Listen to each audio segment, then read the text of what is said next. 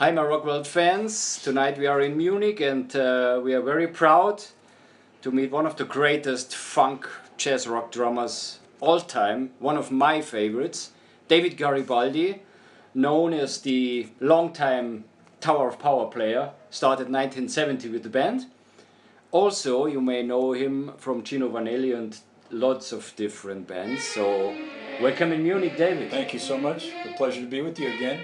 And the cool thing is, David is back in the band after he had some hip operations. Yes. And he looks cool. He looks like he's in his 40s. That's good. Thank you. So from your side, because Tower of Power started 1968, started Yes, recording as Tower of Power, 1970 yes. as Tower of Power. Before it was the Motowns. And from your thing, what is behind the band name?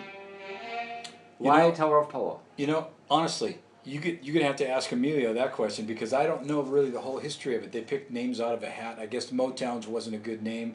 You know, they sort of outgrew that, and then the band was doing original music and wanted to have an original name, and was developing their own personality. So Tower of Power had horns, big band, all of that stuff. So part of it. When you came in 1970 to start recording, how you came together? And what's behind in your vision about this always what Emilio says about the style, which is urban soul music? Right. Well, we sort of grew up hearing the kind of music that we play. We grew up hearing bands like that. And so in the San Francisco Bay Area, where we were all from, there's a very wide range of musical influences. And so you hear all this mix of music, right? You hear all this mix of music, and it created sort of what Tower of Power is, a mix of different things, right? But the basis is soul music. Yes. And so when I started working with the band, I was playing in another musical situation there in Oakland, and actually at the same club where I started playing with Tower there, called the On Broadway in Oakland. And two of the members, Mick Gillette and Skip Mesquite, two of the horn players at the time, came in, used to come and sit in with us and play and jam. So one night they came in and they said, "Hey, we're thinking about making a change of a drummer. Would you be interested to come and see it?" Okay. And so they were playing at Keystone Corner in San Francisco, which is a famous place. It was a famous place, right? Yeah. And so I went and listened to the band, and I immediately knew I was going to be in it, even before they knew it. Really? And I had not even met all the guys, just Skip and Mick were the only guys that I had met. Yeah. And I had not yet met Emilio, but the Yeah. band sounded fantastic. Yeah. They were doing original music and really obscure cover songs that no one else would think of doing, right? But doing it their way. Yes. And Rocco already had a fantastic sound. And, all the young guys playing original music. It was fantastic. Yeah. I knew at that point I was going to be in it. Then eventually, I set up a meeting with Emilio, and we met, we played, and it just went, like I knew it was going to go. I mean, it was just, we just kind of fell in together and started working. So, tell us a little bit, because nobody of us now can imagine how it was in these times with the Fillmore, playing with Santana. You played with Hugh Lewis as a back band, the horns. The horns were also with Little Feat, so there was a lot of connections in these early 70s. Yeah. How you get involved to play at the Fillmore, where all the big, really big bands okay, played? Where the band had a recording contract when I joined. Yes. They already had a recording contract that they had won at a battle of the bands. Oh, really? On Tuesday nights at the Fillmore West in San Francisco, Bill Graham's place. Yes. So they won this battle of the bands. The prize was a recording contract with Bill Graham's label. Bill Graham was the guy who started the rock concert as we know it today. Fillmore and stuff, right? Yes. So Bill was our first manager. Yes. And so Bill was kind of like educating young people and educating the public about music. He would put all these real diverse groups together on shows, and kind of like what you experience in rock shows today. Bill was doing that then in the late 60s, early 70s, And at that time in the Bay Area, all of the record companies were represented there. There were recording studios, Columbia Records, Mercury Records. You know, they were all there. Everybody was there recording. Yes. There were all this original music. It was kind of like ground zero for new music. Yes. And there was the Fillmore, the psychedelic scene over in the East Bay. There was the whole R&B funk scene. And so there was all this great music, original music, Yeah. all over the place. Bands were being signed. There was just a lot of opportunity. So the Fillmore was the place that, you know, Bill showcased music and his taste in music. And his taste in music and different styles in Yes, one evening. Absolutely. So psychedelic, jazz, everybody Yes. mixing. Yes, and the shows were 4 nights a week, Thursday through Sunday. Oh wow. Yeah. And Whole night. so, you know, so all the bands would play. There was a bill. Say there was Tower Power, Aretha Franklin, and Coldplay. Yeah. That was actually a show. Yeah. And so that would run for 4 nights. Yes. So all the shows were like what that. was the most remarkable and the most night you remember in these days playing in one of the shows?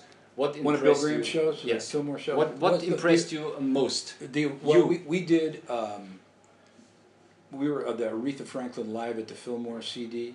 We were the opening band for all those shows. So we got to hang out with the Aretha. Was very friendly to us. We met, you know, King Curtis and Cool. Bernard Purdy and all those Yeah. guys. And, you know, they kind of were our idols. And here For we sure. are on the show with them. Wow. We opened all those shows. Unbelievable. And it was yes. really an incredible experience, you know. Have you ever shared a show with James Brown? Yes, we did shows with James Brown. And how was it? How It was was excellent. You know, again, someone else who we idolized, right? For sure. And he was very kind to us, and we played shows with him, and we did one in Oakland, which was fantastic, the Paramount Theater. We did another one in Sedona, Arizona. I think there was only 2. Maybe there was a third one, but they were fantastic shows. Cool. The first time I saw you was 1976, I think, was with the Warner Brothers The tour Warner in Brothers Germany. music show. This yeah. was a cool package with the Doobie Brothers, Little Feat, Graham Central Station. I think Montrose was in it and another band were in it. So I didn't know. Have you played at the Montrose? I played at Montreux with Tower. But you played with in this Warner Brothers. No, I wasn't in band? that because there you I was had out. just left the band. There you that left. year, so I had just left. Yes. The last album was the last regular album from Tower of Power was the 40th anniversary album, the Fillmore Auditorium, which is on CD, Blu-ray, DVD, Yes. a must-have album. So is there? We have another one. We have because another I live know recording that's out now too. 2 live albums are out now. One is called What is Hipper Than Hip. Hipper Than Hip, Yeah. and the new one we just featured today is called Live 1975 at. I remember. Oh, that one, the East Bay Archive. It was a show in Boston. A show in Boston from 1973. 73, I think. Yeah. For 73. Yeah. Is there a new studio album or live album or anything planned now? There is. We're working on a studio album right now. All original material. We recorded 28 songs. You recorded already? Oh yeah. So when you speak to Emilio, he can run it all down to you. But yes, we're done all the tracks. So everything's getting built right now. You know, they're building all the songs, vocals, horns. Wow. You know, all this stuff, and really fabulous production. Gino Vanelli's brother, is the co-producer. Oh wow. So we did half of it in Sacramento, California, and then the other half at Joe Vanelli's studio. Cool. And it is recorded, and when you think it came out? I have no idea when it's going to come out. Okay. We still have, Emilio can tell you that. We still have a lot of work to do on it. Okay. So So what we can expect from the show tonight, and how many times you changed the set list, and what are your top 3 Tower of Power songs? let's see. Well, what you can expect from us tonight is a great live show with a great new singer, Ray Green. He's brilliant. Fabulous singer, also an excellent trombone player. So you know he'll play trombone too. And, you know and just a really good live show. You know, I think that's the strength of what we do is our live performances. You know? Yeah, for sure. And so as far as like top 3 songs that we've done. But what is your really favorite as a drummer to play? You know, my honest opinion, I enjoy all the songs because it's just all our music, you know. Yeah, for sure. And so I go through periods where there's certain songs that we play that are just, they kind of grow as we play them. They evolve, and they take on sort of a life of their own as we play them. You know, we're doing. Last night we did Just When We Start Making It. Yes. We're not doing it tonight, but we did it last night. Yes. And that song it's a beautiful song. The band plays it really, really well. Yes. There's a lot of emotion in it, Yeah. you know. And so the slower songs are really fun to play because they show off the band's musicality. To me, I mean, even more so than all the ones with the crazy beats and all that Okay. stuff, which are fun, Understand. you know, on a serious side and all that. It's I harder love, to play the ballads. you know, I love all that stuff, but Yeah. the slow things, I think they really showcase the band's musical ability, a band's musicianship, you know, in a really, really great Yeah. way. So those are always great high points in the concerts. Now, as far as set lists, this tour we're doing 2 different sets. We're alternating, you know. Ah, you're alternating every 2, 3 Every shows? night is a different. Every night so, is different. Yeah, so we switch them around. We have the Oh, that's 2 cool. ones. Yeah, so I think last night there's something we did. Reason we're doing the show we did tonight because of what we did last time when we were here. So anyway, it's good. Yeah, yeah, for sure.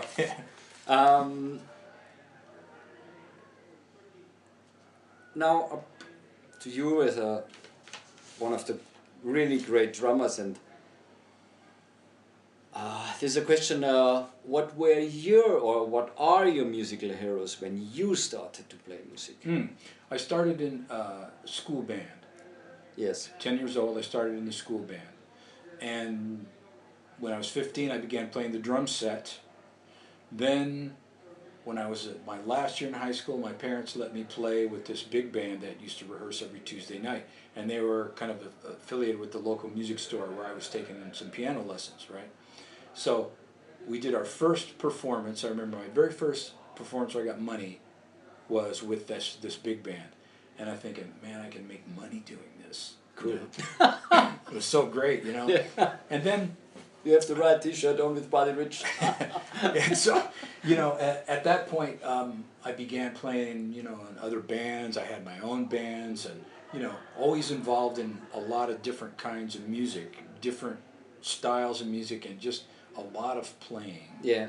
And then I went into the military. Yes. And I was in the military music program. Yes. So that was So where I you really learned grew a lot. the riddles and everything. Well, all, you know, rudimental drumming, but still, we had a great big band. We had an Okay. excellent concert band. So there was a lot of music there. It was a big mix. Yes. You know, a lot of older players who were really good. So, Yes. you know, a chance to learn. I was 19. Yes, for sure. You know, and so it was a terrific experience. And then, of course, getting out of that and went to school for a short while, but then didn't finish school because I wanted to be in a band like Tower Power.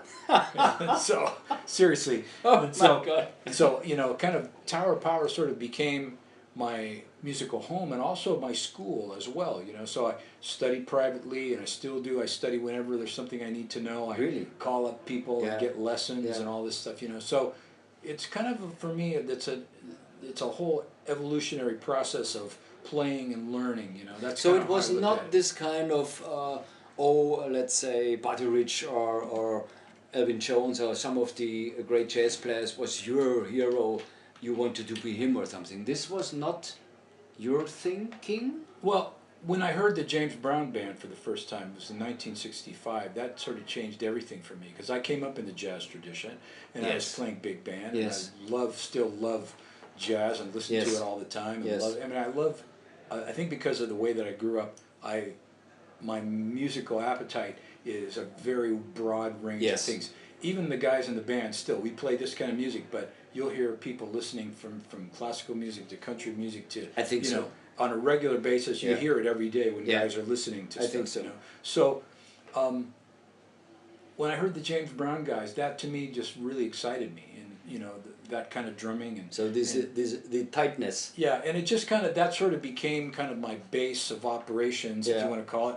But still, I'm influenced by great jazz music, and I love good songwriting, and you know, I love big band music still. You Yeah. know, and so the way that I approach our band is kind of like a R&B band, but with a lot of other things in it too. You know, the way we play ballads sometimes we do things sometimes in an orchestral way. Yes. Or there's jazz influences on our music, and I think that the reason we play our music the way that we do is because people are educated. We have like a broad range of experiences in the collective, group of people. And you have always the best side musicians on a very high level. Yeah. Otherwise, they would not. Emilio would not let them That's correct. long time in the band. That's correct. Because I mean, being in our band is kind of like many people say, well, I love your music, and I want guys that have come to the band that haven't stayed.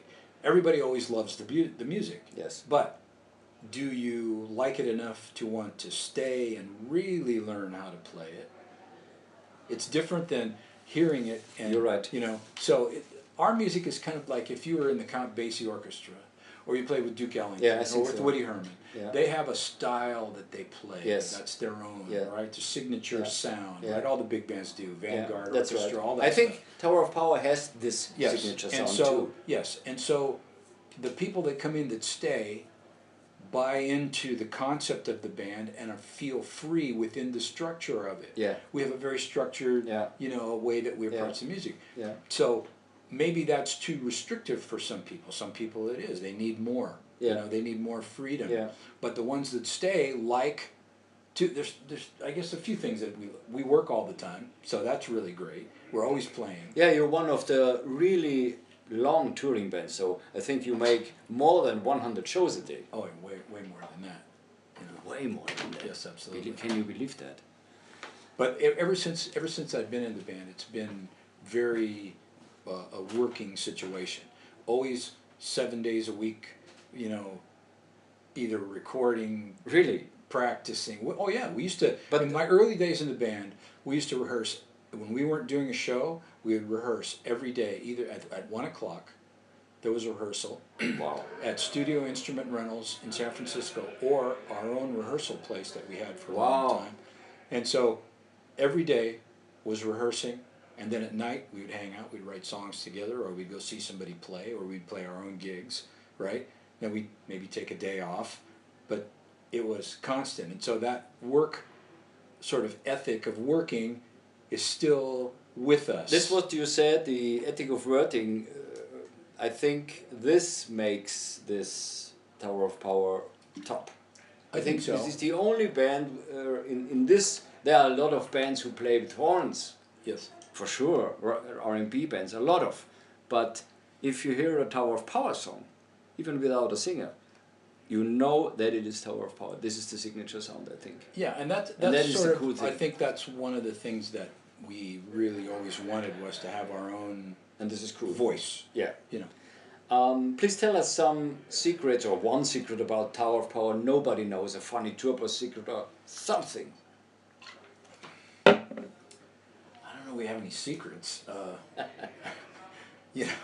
Well, we get tired. We're tired right now. There's one secret. People, they see us on Facebook and they see us all this stuff, all over the world doing all the stuff we do, and, you hear the comments from people. You live such a great life. You get to do this great stuff. But this is hard. It's hard work. It really is. If all the fans would know that to be a musician is more than a 14 hours job every day. Yeah, it requires a lot of dedication. So I mean, I don't think there's any secret to it. And if people thought there was, well, the secret is you got to bust your ass every day. But that's kind of it. We work really hard at what we do. Yeah. So maybe no secret there. What are you doing on Christmas holidays? My wife, my beautiful Italian wife. And do you have a newborn? I have a boy. He's 10 years old. And we'll have a nice dinner at our house. We have family over. We'll have some friends, and my wife cooks, and it's always a great time. And So the drums are off the drums. No, very good. No, I'll put the drums away for a couple of days. I mean, then we start up again right after Christmas. We begin on the 30th of this month in New York City, and so we have. And you play at the B.B. King's Club, I think. B.B. King's, and then I think in Hartford, Connecticut on New Year's Eve. Then we come home, and then we start at Yoshi's in Oakland. Oh. We have like 10 shows there. Yeah. Our yearly sort of run that we do there, you know, to start the Cool. year. And so, you know, things are often running again. You know. Cool. So at least some words or Christmas greetings to your friends, please. Well, you know, I'm just so thankful that everyone comes out to see us. I wish everyone the very, very best. I look forward to seeing everyone again next year. And, you know, happy holidays to everyone. You know, Merry Christmas and all that. And you know, I hope to see you all at a Tower Power show soon. Thank you, David. Happy Christmas. Thank you. Happy Same New to you. Year. Same to you, And yes. we can't wait for the new record. Oh, it's going to be good. You'll Thanks enjoy a lot. it. That's a pleasure. You get what you needed? Yes. Good. Perfect. Good. Thanks a lot. Yes, it's my pleasure. Do you want to close that door? It's okay. Okay. So, my myRockworld fans, we will continue the interview now with the boss and founder of Tower of Power, Emilio Castillo. Welcome in Munich. Thank you, Alex. Good to be with you again. As he is the founder of Tower of Power, and I just read a little bit that you started to play music when you were 15, and you had a band around that time which was called the Motowns. Well, that came a little later. When I first started out, I had a couple other bands, but we couldn't play, you know. But when I had the Motowns, we could play. We were a soul band. We had horns. We could play. And That's the band that Doc joined.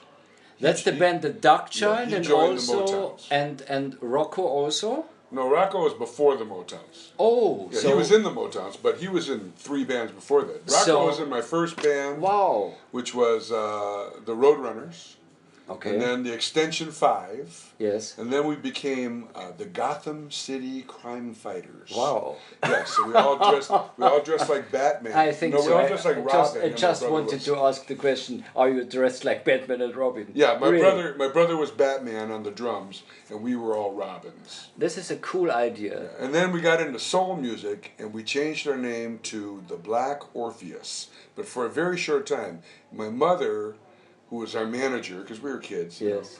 she said, if you're going to play soul music, you should call your band the Motowns, because you're from Detroit, because Yes. me and my brother Yes. originally are from Detroit. Yes. So we called ourselves the Motowns. And then we were the Motowns for about a year, and that's when I met Doc.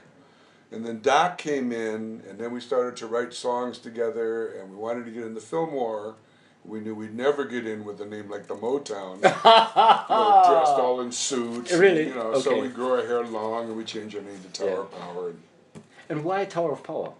You know, I picked it off a list. I mean, if I had it to do all over again, I would never choose that name. But that particular day, we were doing some recording for a guy in a little city, a suburb of Oakland called Hayward, California. Yes. And we were recording, and we were on a break. Yes. And I was in the guy's office, sitting at his desk, and there was a list of all these weird psychedelic band names, and we were trying to think of a name For sure. that would fit in the Fillmore, you know. So they had all these weird names, like you know, the Strawberry Alarm Clock, and you know, the Milky Way, all those kind of weird Strawberry Alarm Clock is a good name. names. Yeah, you know, and I saw that name, Tower of Power, and I walked out to the guys. I go, "Hey, what about Tower of Power?"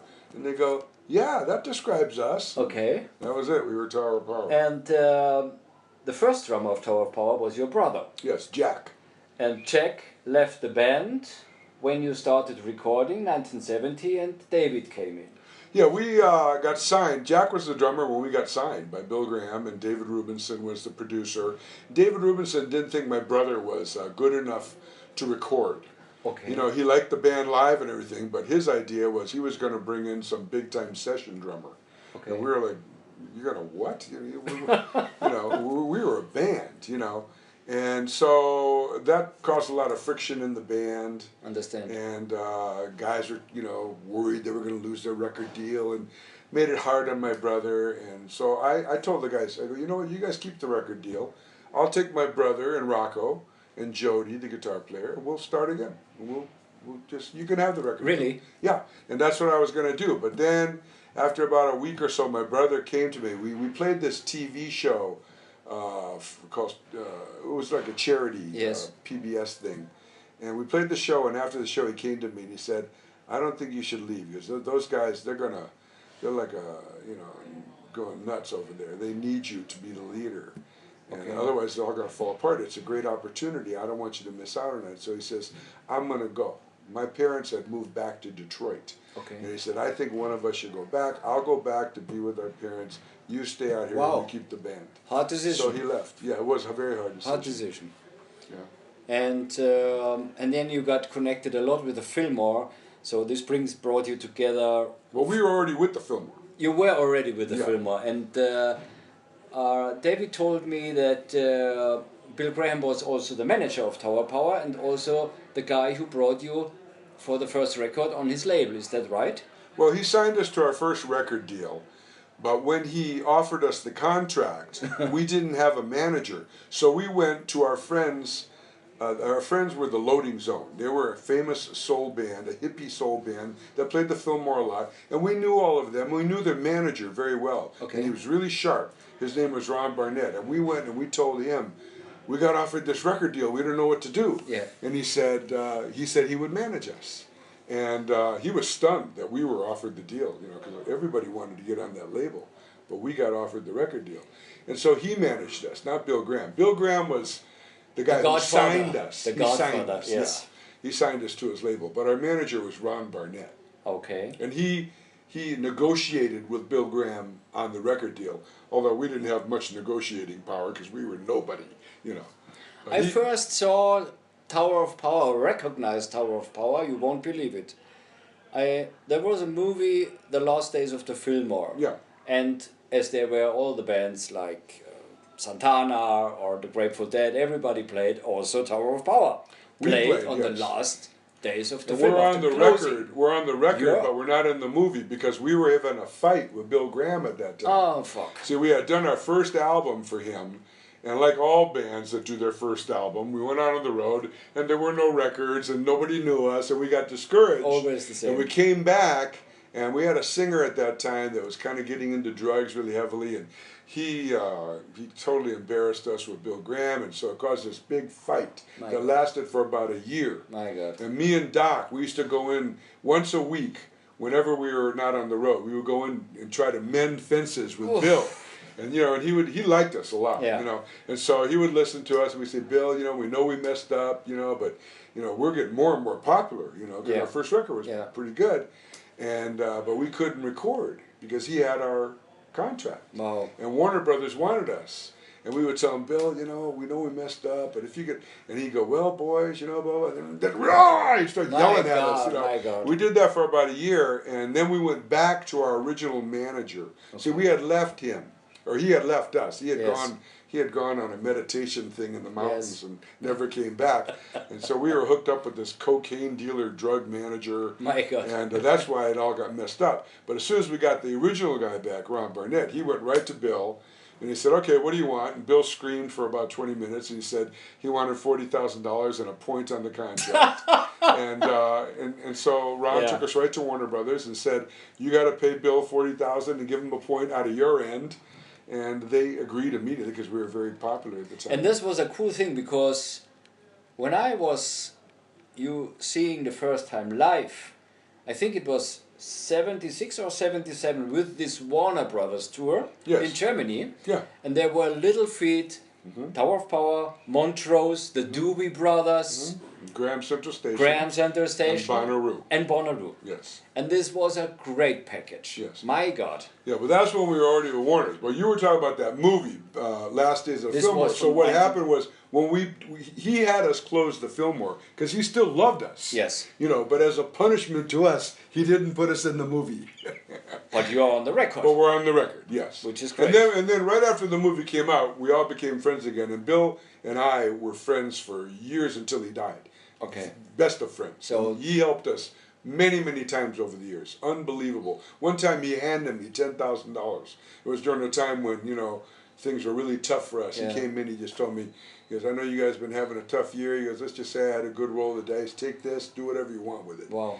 And plus he also paid us for the gig. This is not.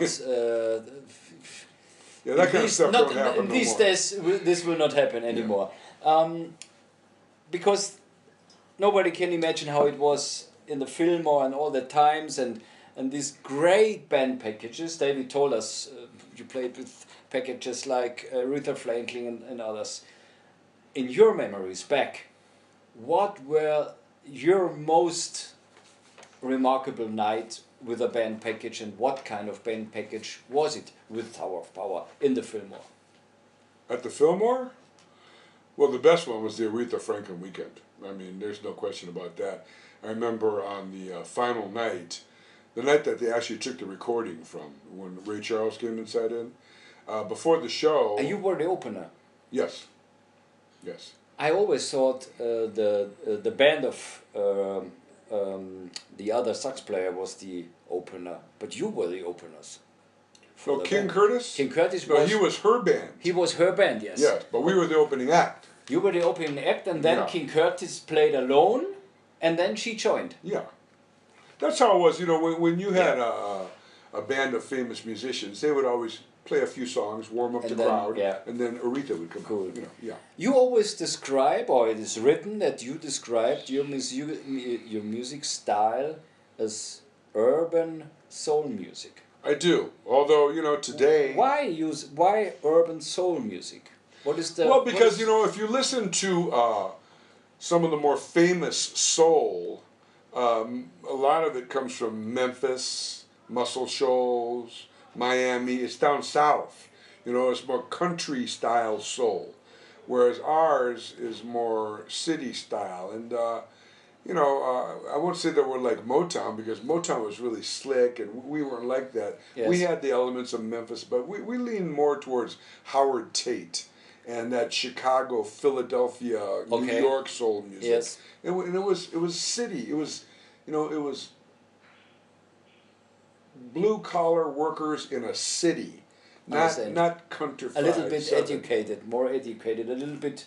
Well, just, you know, definitely metropolitan. You know, it was from a city. It wasn't from the country. No, the definitely, for me, Tower of Power is maybe the only soul, funk, jazz rock band, in my style, like I said, which has their very own signature style, because if you hear the Tower of Power song, you always hear that it's Tower of Power. Yes. On every record. Yeah. This is unbelievable. It's It's not just about the complicated breaks, you also hear it on the ballads. Yeah. Yeah. And no, this that's absolutely this true. makes your band... I really think that is the key for any artist, is to find their signature. And, you know, I think it's a God thing. You know, it's not as though we went, oh, this is what we're going to be. It was like given to us, you know. Yeah. We loved soul music, Yeah. various kinds, Yeah. but we approached it in a unique way that was all ours. And after that, we couldn't do anything but sound like ourselves. Yeah. And I remember, you know, there was a time in our career when things were not going so well, Yeah. and people were calling us dinosaurs and all that kind of stuff. Really? You know, yeah, you know, their music will never be popular again. And you know, we were trying to do whatever we could to sound like other people, and we couldn't. And we thought it was a curse. Yeah, And then we realized a couple of years later, no, that's a blessing. We don't sound like nobody Yeah, else. you're right. You know, now we know that. I mean, it takes that. You know, it's a learning curve as you go. You know. The last regular album was the last live album from the 40th anniversary, so you're working to your 5th anniversary. It's not far away. True. Believe that? Can you believe that a 10-piece, 12-piece band, 50 years, and you're a amazing. leader and you're looking like a 40? It's amazing. Yeah, it's amazing. It's really amazing. Yeah. So the last album from 2011, 40th anniversary, it is out on CD, DVD and Blu-ray. People buy the Blu-ray because this concert is a must-have. So the question I now ask you, I asked also David. So I know now that you are almost recorded a new studio album. Yeah, I have 28 songs recorded. And he's told us that you have recorded 28 songs. Yes. So tell us a little bit more, because he couldn't tell it, because he said you will tell us. Well, you know, we're obviously due for an all-original CD. We did, you know, on our, we were coming up towards 40 years, and we did a studio recording of all cover versions called Great American Soul Yes. Book.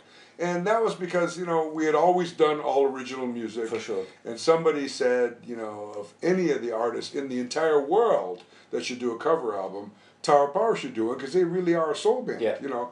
And so we did it, and it came out good, and we were very pleased with it, you know. And then we did the 40th anniversary, and that was a huge celebration, and you know, a lot of old friends, and it was great. It came out great. I'm very proud of it. Yeah, but that's we're very good. overdue for an all original Tower of Power album. But what I told the guys was, this is not the time. You know, let's get this album together and get it out, man. I said, no, you know, we're coming towards 50 years in our career. Yeah. We have to make the statement of our career to Really? the best of our ability. Okay. We make this album may not make that much of a wave, you know, but we have to at least do our very best. Yeah, I You understand. know, we gotta. Yeah. This is like the one. You know, Yeah, we I gotta do it. And once again, that same manager from all the way back, Ron Barnett, told me. He said, "You guys need to make the best album of your career, and the only way you're going to do that is the Michael Jackson method." He said, "You record way more than you need, Yeah. and then you pick the best 12." You're right. And so I decided I was going to do 25 songs, and I did that. But when we were cutting the tracks, Dave said, "We want to do just some jams and see if you can turn them into something." And I said, "Okay." So we cut like 6 of these jams, and 3 of them were, you know, weren't that great, but 3 of them were, you know, they were pretty funky. And I told him, I said, you know, once I finish these 25, once I get them in the ballpark, I'll start looking at the jams and see what I can turn them into. Okay. And one by one, they've turned into some of the best ones on the record. My God. So I have 28 now. But, you know, they're not all finished. Yes. I have several vocals to do, several backgrounds to do. I got to do strings still. I still got to mix them all. And I'm going to finish all of them and then pick the best 12. Okay. Yeah, so it's going to be a while. You know, we're recording between tours. You know, so whenever I get 10 days off, I try to go there for 5 days. Oh my and God. I gotta see my family and Yeah, for you sure. know, so because you are one of the hottest touring yeah. bands too. Yeah, we work a lot. You know, so it's going to be a while. It's at least another year. But you know, we're getting closer to it, and honestly, I really think it's going to be closer to the 50th. You know, which is perfect. You know. But no matter what happens, which is really good. we're going to pick the best 12, and then we have a whole other albums with the material for after that one. Yeah, very unbelievable. So now we are in big hope for a new Tower of Power record. Yeah, it wow. sounds really good. I'm very pleased. And we're working with Joe Vanelli. Do you know who that is? This is the brother of Gino Vanelli. Yes. Yeah. Yes, and he's made all the difference. He has his own studio. He does, and he's an incredible keyboard player. He's an incredible producer. He's technologically really savvy. So his engineering and just everything about him in the studio is just like on 11, you know. And so him and me working together, I really feel is taking the album to a whole other level. You know? Wow. And he's much more of a jazz player and more jazz influence than I am. And so, you know, he brings all these sort of out harmonies, and he makes me take chances that I would never take. Cool. And then I kind of soul them up, you know. And between the two of us, we're just so pleased with what we've gotten. So we're working very hard, and it's coming along, but it'll be a while. Cool. A personal question. What were or are your heroes starting music? Because you like soul music. What was it James Brown or who was it? Oh, well, I love James Brown. I think Curtis Mayfield was a huge inspiration to me. Okay. And his type of music out of Chicago, he was a great writer, great singer, just very emotional soul music. We were very influenced by Linda Jones and Howard Tate. Oh, wow. Linda Jones had a song called Hypnotized, and What Have I Done to Make You Mad, Boy? And Howard Tate, of course, had Stop and Get It While You Can and Baby I Love You, and I Learned It All the Hard Way. We used to play those tunes when we were at the Motowns. Cool. You know? Even as Tower of Power, we played them for a long time, wow. you know, before we started writing everything, you know.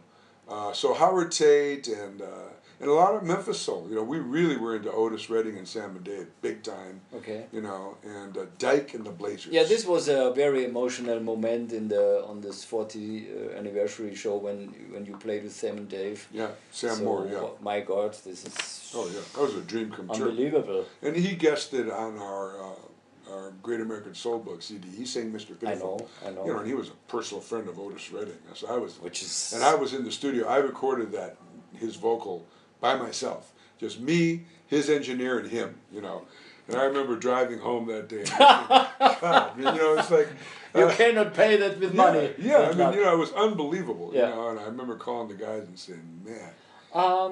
As you are almost the leader of Tower of Power for almost 50 years, please tell us a secret, a funny turbo secret, or anything, a secret about Tower of Power nobody knows.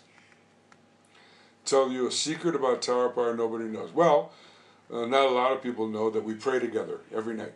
Before we go on, the entire band comes together and we pray together. And not only that, but we pray a lot as a band. And this all happened in the last 20 years. You know, we spent our first 20 years trying to kill ourselves. And, you know, God wouldn't let us. And then I got sober in 1988, and I made Doc's life hell for a year. And he got sober in 89. And then Dave came back in 98. And by then we had already been praying for 7 or 8 years. And he came back. I remember the first time we got in a circle with Dave, and we all prayed together. Right before we walked on stage, he started crying. You know, he says, "I always believed it could be like this." You know, and that's really the secret for us, man. Is we're very much into God, into prayer. And I mean, like, you know, like last night, you know, the gig's over, and Tommy gets an email. You know, his friend's in hospice. He's out of nowhere. You know, the guy's in hospice. And he says, you know, "Please pray for my friend Rick Bridges." You know, we all write that down. We pray. You know, we pray for each other about things. You know, so this gives you this. That really is the key, feeling, you know? and strength. People ask me, "How did you do it?" I say, "I didn't, man. God did it. I just showed up." Well, what do you doing on the Christmas holidays? I'll be home. We're always off. We never work Christmas or Thanksgiving. We're always home, and so I'll be home. This is the closest to Christmas that I've been away. I mean, usually I'm back at least a week before, but I'm getting in the night of the 21st. Wow! So I got to do some quick shopping and shit. You know, but yeah, I'll be home with my wife and my kids, and it's a great time. You know, I love Christmas. Cool. At last, some words or Christmas greetings to your friends, please. Oh, well, I would say Merry Christmas to everyone. Have a wonderful time, and remember that Christmas is about the birth of Jesus Christ. So, you know, if there's anything I would urge my fans to do, I'd say seek him out. It's a good thing. Thanks. Thanks a lot. Thanks for the interview. Have a great show. Thank you. Thank you. All right, Alex. Cool. Thanks a lot. I'm going to some dinner.